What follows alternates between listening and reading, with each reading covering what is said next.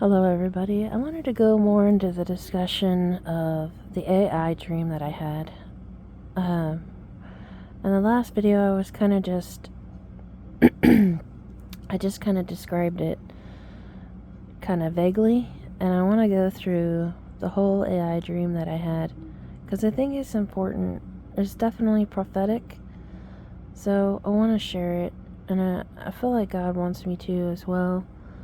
So this dream was definitely, it was after the end of days. It was after everything was gone. Like, it was definitely like the Matrix. It was almost like there was no, very, very little humans left on the earth.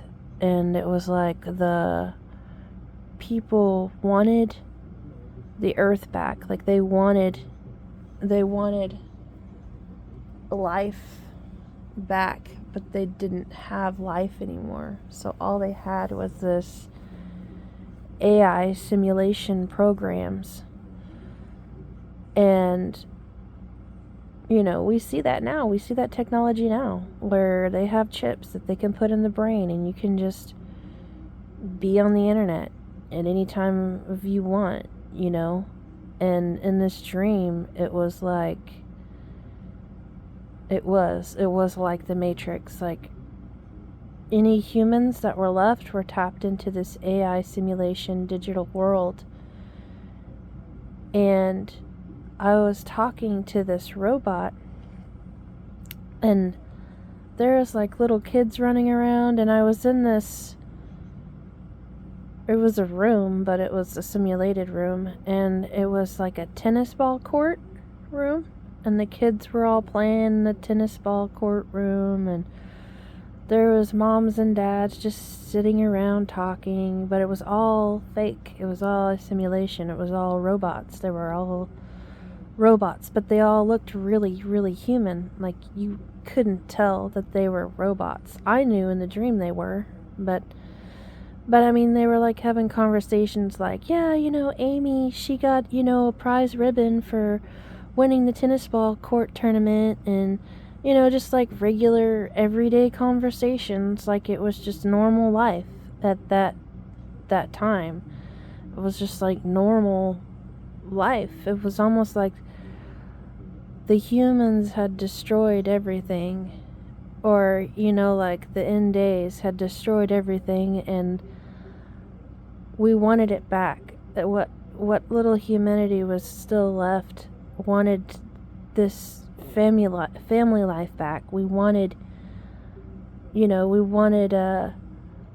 values of humanity back, humility. We wanted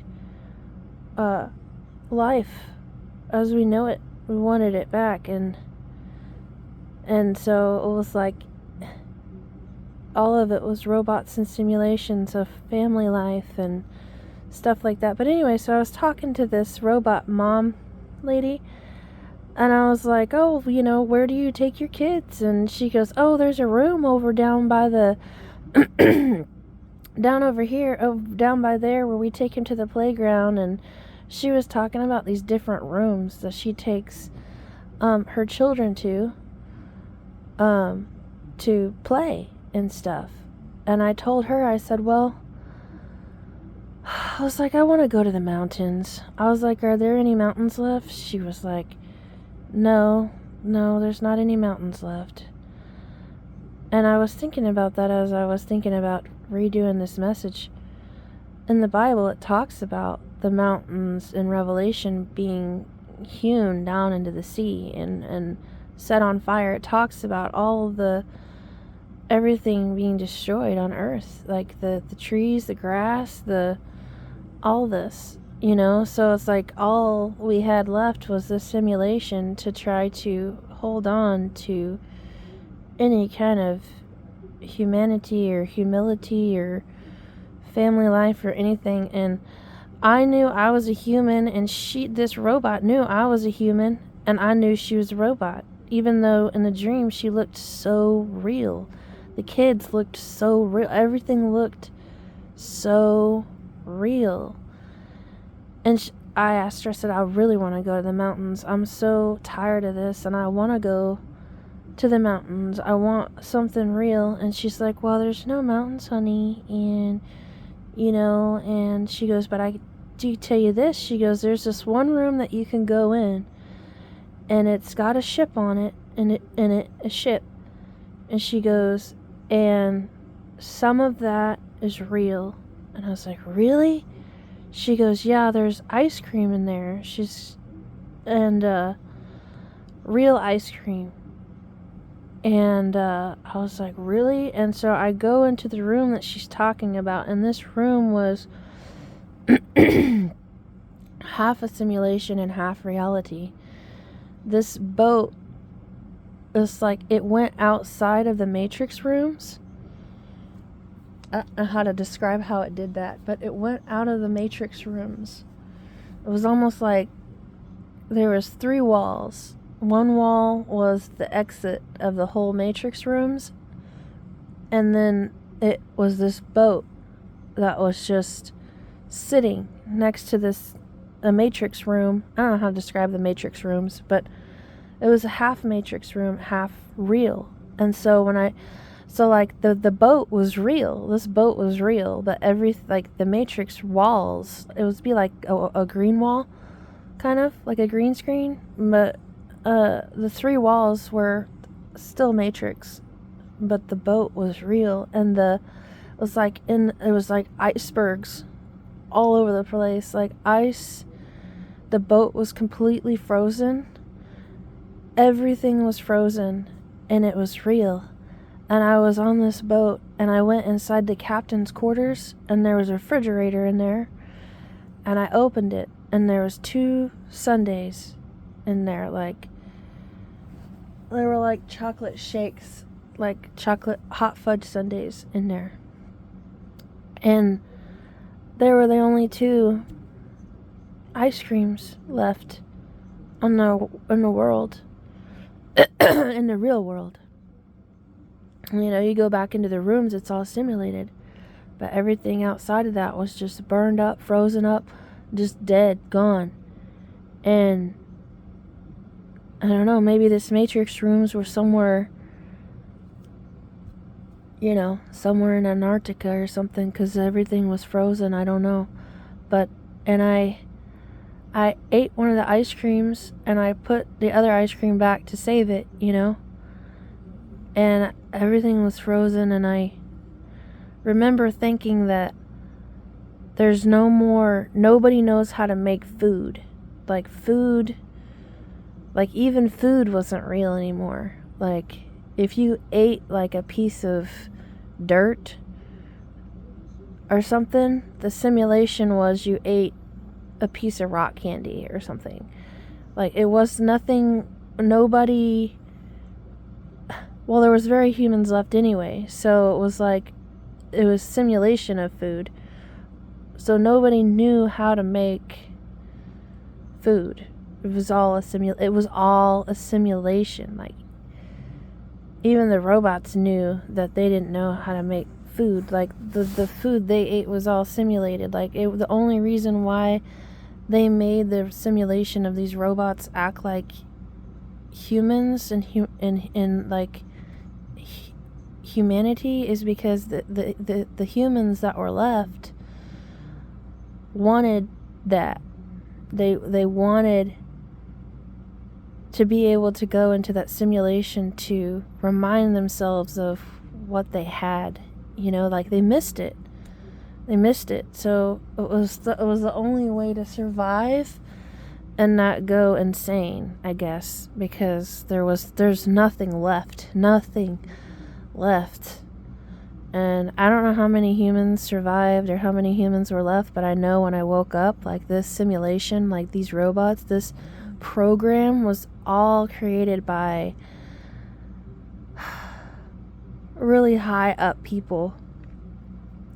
Really, really high up people, like the people that hid in the cliffs of the rocks and stuff, like those kind of people, like the elite people, like they're the ones that made all this. The simulated AI reality, and humans could tap into this. All they had to do was it was literally like the Matrix, but it was like, instead of like a big wire that goes into the back of your neck, it was more of just a wire that you place on your forehead. Not on your forehead, but on the side of your head. It wasn't like you physically put a wire in there, other than the chip in your brain. But so it was different, but it was the same. And we're gonna lose everything because we're not. Okay, let me go back. So after I got off of the ship, I went back to the lady where she was sitting and she was watching her kids play tennis. And I told her, I was like, because I knew then, I was like, we're going to lose everything. There's only one real ice cream left, because I ate one. There's only one real ice cream left. And I told her, I was like, you don't understand what a soul is. You don't understand what humans are. You don't understand who the I am is. And she looked at me, and her eyes like glitched out. Her eyes glitched. It was crazy. Like, her eyes glitched out when I said the I am. And I don't know how to describe it, but like for 2 seconds when her eyes glitched out, it was like this epiphany to this robot, like this epiphany of, that must be something bigger than my than her computer functions, than her programming, and it like glitched her out a little bit when I said the I am, possibly a little bit of demonic resistance as well, because I said the I am, and it was just, she glitched out. It was really weird. It was really, I don't know. It was almost like it almost completely just almost fried her, just saying the I am. And I was like, we've lost all this. We've lost the I am. We've lost humanity. And when I woke up from the dream, it was like, I knew that this dream was placed after the end of days, after God had poured his wrath on this earth, and everything was burned up, everything was gone, and all that humanity had left was the simulation. If you were out of the simulation, it was dark, it was depressing, there was no light, there was no life. There was no life. There was no love. There was no God. There was no humanity, humility. There was nothing. There's nothing, you guys. Nothing. And that's hell. Hell is the absence of God. And it was like the elites that were still alive, the humans that were still alive, all they had was that simulation. That's all they had to hold on to their sanity. That was it. And it was really sad. Even the robot, like when I said the I am and she glitched out, it was almost like in that 2 seconds, the robot knew in that 2 seconds how sad it was, it's almost like for 2 seconds she felt humility and pain and sadness and of what a human was and what the humans that were left on earth were feeling, just because I said the I am. And the sadness of not having the I am there, I was like, she knew that, I knew that in that moment of time, in that 2 seconds that she glitched out, because her eyes just totally glitched, and it was just this sadness in the robot's eyes. It was like almost like she was gonna cry. But in the simulation, like, you don't cry. Like, everything is family life and laughing and giggling and just fake, fake life. A fake reality, And I just woke up from this dream and I'm thinking, we're going to lose all this. We're going to lose God. We're going to lose life. We're going to lose love. All over pride and war and, and I know biblical prophecy has to be fulfilled. I know all this has to happen, but I just wanted to go farther into depths of this dream, and I wanted to encourage everybody to stay close to the I Am. Stay close to loving other people, loving what God has given us on this earth, because it really can be taken away in the blink of the eye. And I truly believe that in this dream there was no Christians left. Like, we were all gone, and the Christians were gone, and anybody that was left behind was destroyed in the end days. And anybody that lived was very few and far between. And they lived in this simulation because that was the only thing they had left. And it just really made me realize that I've really got to stay close to Jesus. So close to Jesus. And just really keep my mind in perspective of what days we're in, but not to be scared, but to take every moment, every breath, every step, every thought captive to the love of Jesus Christ, because it could be gone. And every moment that you spend in pride, arrogancy, hatred, anger was a waste. It's a waste. So, and every moment you spend outside of God is a waste. So I'm really this dream really shook me. It really did. And I encourage everybody. I mean, look how beautiful that life is.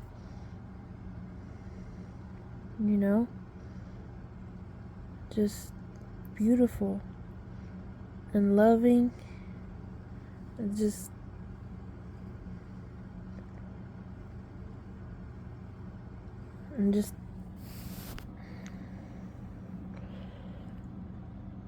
I know Bible prophecy has to be fulfilled, you guys, but just let's take every day as a gift. Every day is a gift from God. There really is. Forgive those who's hurt you. Love the people that God has given you, your friends, your family. Because in the blink of an eye, it could change. God bless you all. I hope this dream and this message edified you.